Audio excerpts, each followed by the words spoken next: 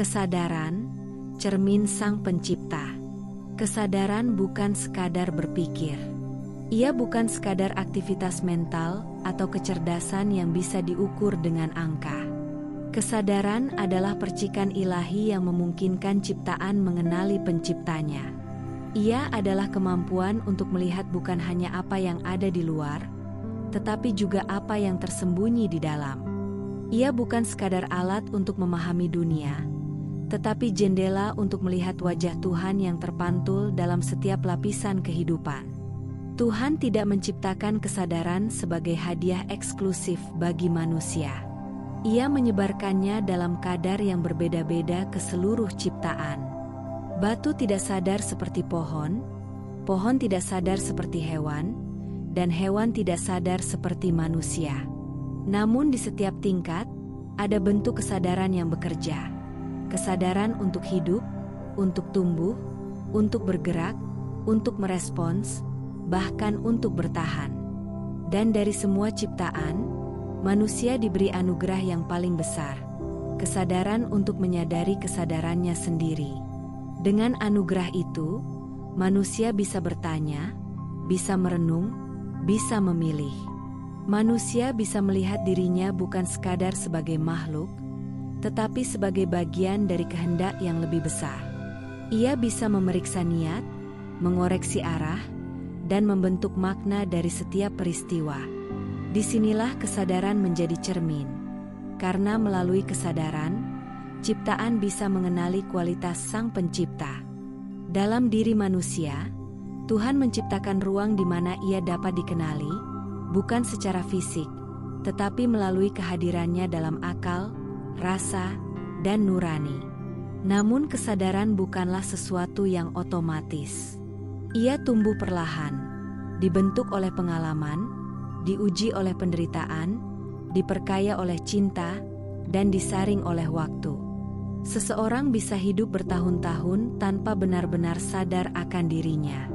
Ia bisa menjalani hidup tanpa pernah menanyakan makna. Ia bisa mengulang hari demi hari tanpa tahu kemana ia sedang menuju. Karena itu, kesadaran bukan sekadar potensi, melainkan panggilan untuk bangkit dari tidur panjang, untuk melihat lebih jernih, dan untuk hidup lebih dalam. Kesadaran membedakan antara hidup dan sekadar ada. Seekor burung bisa terbang tanpa tahu kenapa ia terbang. Tapi manusia bisa bertanya, untuk apa aku terbang? Kemana aku menuju? Apa yang sebenarnya kuinginkan?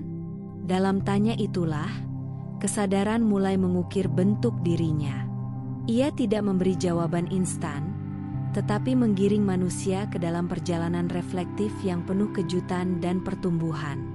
Kesadaran juga memberi manusia kuasa untuk membentuk realitas. Dengan niat yang tulus, seseorang bisa mengubah lingkungan. Dengan pikiran yang jernih, seseorang bisa mencipta masa depan. Dengan hati yang terbuka, seseorang bisa menyembuhkan luka yang tak terlihat. Dan semua itu bermula dari satu titik kecil, kesediaan untuk menyadari. Menyadari bahwa hidup ini bukan milik sendiri, bahwa setiap langkah berdampak, bahwa setiap kata adalah getaran yang menjalar jauh melampaui mulut yang mengucapkannya. Dalam sistem ilahi, kesadaran bukan tujuan akhir. Ia adalah alat untuk menjangkau kebijaksanaan. Dengan kesadaran, manusia bisa melihat bahwa penderitaan bukan hukuman, tetapi ajakan untuk menyelami makna.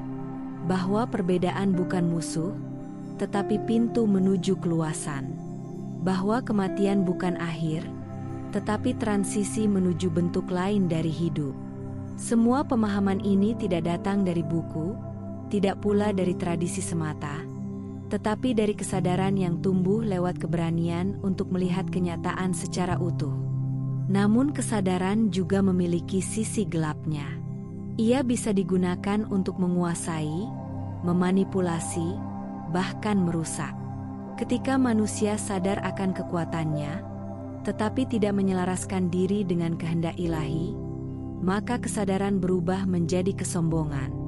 Ia merasa tahu segalanya, menganggap dirinya pusat semesta, dan melupakan bahwa ia hanyalah bagian kecil dari keseluruhan orkestra ciptaan. Disinilah pentingnya kebijaksanaan, agar kesadaran tidak menjadi senjata, tetapi menjadi jembatan. Tuhan tidak pernah memaksa kesadaran untuk tumbuh. Ia menunggu.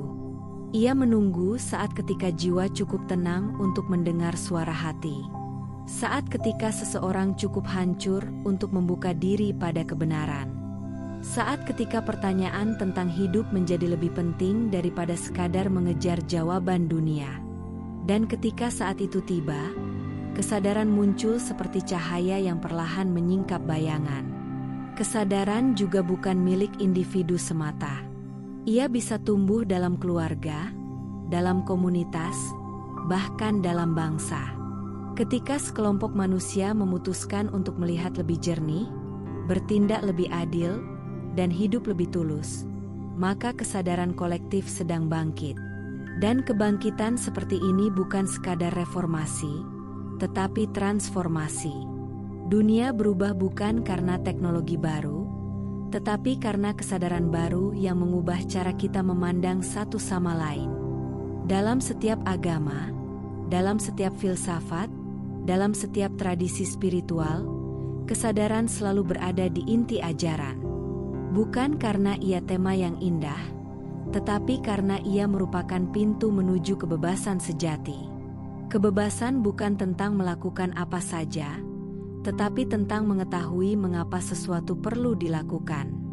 Dalam kesadaran, pilihan menjadi suci, karena dilakukan dengan pengertian dan tanggung jawab. Tuhan menciptakan kesadaran agar manusia tidak menjadi makhluk reaktif, tetapi makhluk yang kreatif. Agar manusia tidak hanya mengikuti, tetapi mampu memahami. Agar manusia tidak hanya meniru, tetapi mampu menilai. Dan dalam kemampuan itulah, manusia menjadi mitra, bukan budak. Karena Tuhan tidak menciptakan boneka, melainkan makhluk yang bisa berjalan bersamanya dalam harmoni yang disadari. Kesadaran adalah jendela. Semakin dibuka, semakin banyak cahaya masuk. Namun cahaya itu hanya berguna jika diterima dengan kerendahan hati. Karena kesadaran yang sejati bukan tentang menjadi lebih tinggi dari yang lain, tetapi tentang menjadi lebih jujur kepada diri sendiri. Semakin sadar seseorang, semakin ia melihat bahwa segalanya saling terhubung, dan bahwa kasih adalah jalan satu-satunya untuk benar-benar hidup.